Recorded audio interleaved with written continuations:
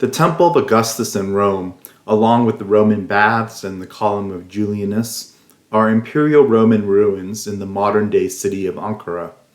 Given that Ankara is closer to Rome than the Imperial Roman provinces of Egypt and Britannia, it shouldn't come as a surprise that Rome's influence here was significant. Ankara, as the Romans called it, was originally the capital of the ancient Celtic state of Galatia until it was incorporated into the empire by the Roman Emperor Augustus in 25 BCE. This is the same person that the Temple of Augustus in Rome was built to honor and was constructed during his reign, making it one of the earliest surviving structures dating to the Imperial Roman period. Clearly, this temple holds historical significance since it is built to honor Gaius Julius Caesar Augustus, born Gaius Octavius, also sometimes referred to as Octavian, the adopted son of Julius Caesar. After the assassination of Julius Caesar, the Roman Republic was plunged into a brutal civil war that effectively ended with Augustus, or Octavian's, victory over Mark Antony and Cleopatra at the Battle of Actium. Peace, after decades of political unrest, was achieved. This was the beginning of the famous Pax Romana, or Roman peace, sometimes referred to as the Pax Augustus, a roughly 200-year period of relative peace.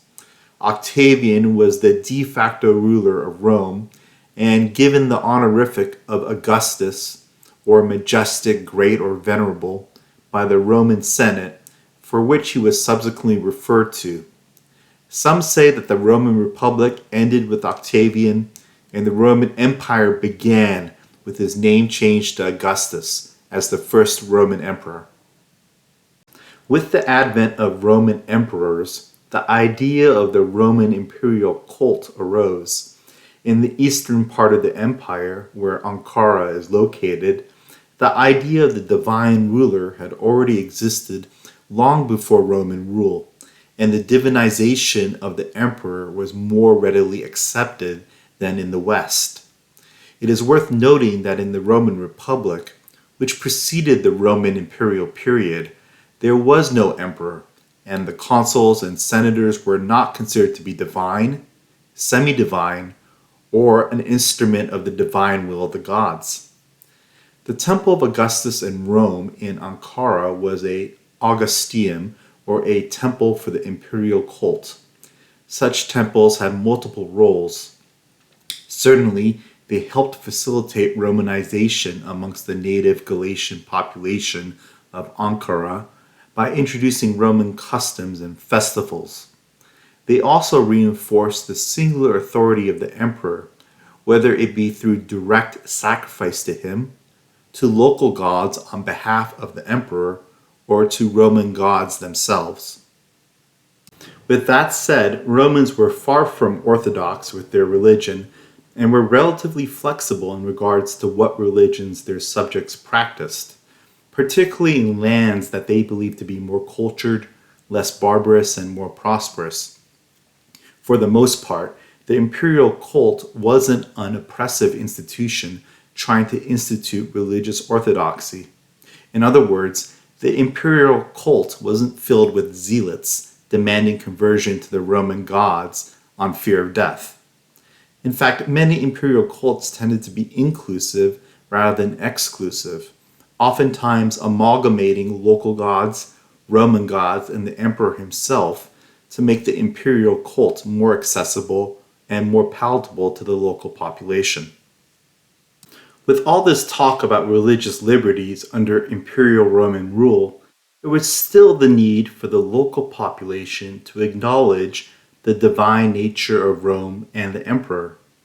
In other words, the people of central Anatolia, where Ankara was located, could worship their great mother goddess Cybele, but at the same time had to acknowledge the divine authority of Rome found in the embodiment of the emperor.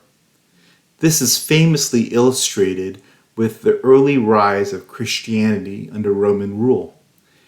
The issue wasn't so much the existence of a Christian God, but rather the refusal to acknowledge the coexisting divine emperor. In other words, it was okay to say that there was a Christian God, but it was a whole other thing to say that he was the only God, thereby denying the divinity and authority of the emperor.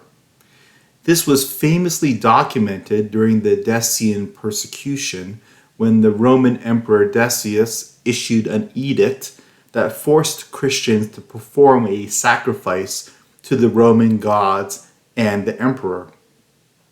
Note that the edict did not state that the Christians had to forsake their own god, only that they acknowledged the coexistence of the emperor and Roman gods.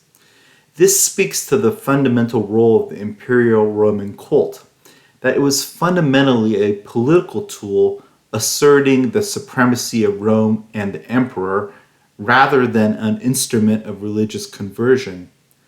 Subject peoples could worship whomever they wanted, so long as they continued to acknowledge the political authority of the emperor through the religious cult. The most stunning visual aspect of the Temple of Augustus in Rome is that nearly all the outer columns have collapsed, revealing the interior walls. These walls would have enclosed the cella, or inner chamber of the temple, where we believe the cultic statue of the Emperor Augustus would have been located. The entranceway into the cella is quite breathtaking in height and size for a first century construction. In addition to its unique appearance, the temple is known for the Monumentum Ancarinum. This was an inscription of the deeds of the divine Augustus that Emperor Augustus wrote himself. The inscription notes his political career, military deeds, charitable donations, and the Roman approval of his reign. In my 19th year, on my own initiative and at my own expense, I raised an army with which I set free the state, which was oppressed by the domination of a faction. I drove the men who slaughtered my father into exile with a legal order, punishing their crime, and afterwards, when they waged war on the state, I conquered them in 2 battles. 2 notable lines from the deeds of the divine Augustus, detailing the death of Octavian's adopted father, Julius Caesar, and his victory in the ensuing civil war. These events signifying the end of the Republic, the rise of the empire under Octavian's new imperial name of Augustus, the beginning of the great Pax Romana, and the construction of the Temple of Augustus in Rome that you see before you. If you enjoyed this talk, please like, comment, subscribe, and check out some of my other videos.